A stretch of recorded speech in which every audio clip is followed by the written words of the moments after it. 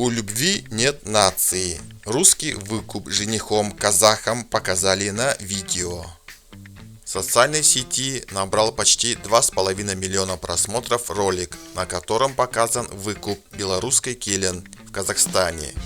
Публикацию активно обсуждают комментаторы.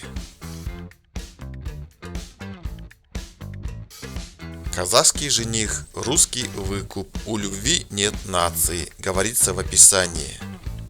На кадрах молодой человек заходит в подъезд и проходит через испытания, подготовленные подругами невесты, чтобы добраться до своей возлюбленной.